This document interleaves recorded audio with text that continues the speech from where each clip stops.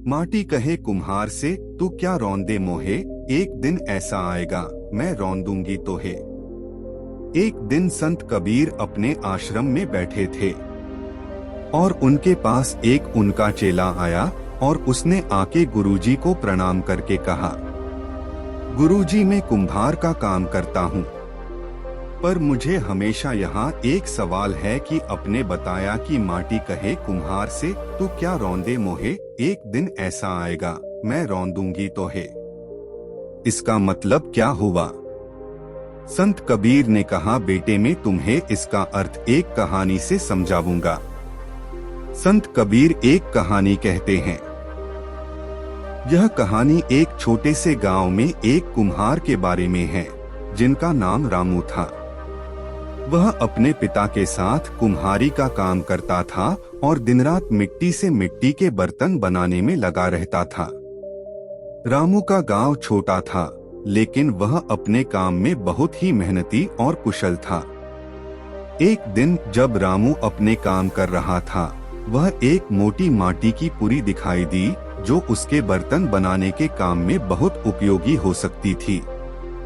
माटी ने रामू से बोली, तू क्या रौंदे मोहे, एक दिन ऐसा आएगा मैं रौंदूंगी तोहे। रामू ने माटी की ओर देखा और मुस्कराया, क्योंकि उसने माटी की बातों को समझ लिया। वह जानता था कि माटी के बिना वह बर्तन नहीं बना सकता और उसका काम महत्वपूर्ण था। रामू ने धैर्य रखकर कहा, माटी मैं कभी भी तुम्हें रौंदने का प्रयास नहीं करूंगा। तुम मेरे काम में बहुत महत्वपूर्ण हो और मैं तुम्हारे बिना कुछ नहीं कर सकता। माटी खुशी खुशी रामू के हाथों में गिर गई और रामू ने उसे आवाज दी, तुम मेरे लिए अत्यंत महत्वपूर्ण हो और मैं हमेशा तुम्हारे साथ रहूंगा।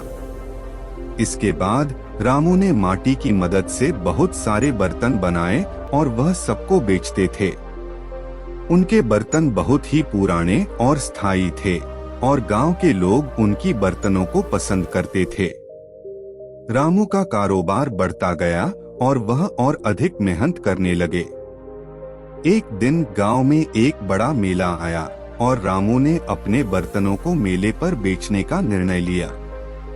वह बहुत आनंदित थे क्योंकि यह मौका था उनके कारोबार को बढ़ाने का।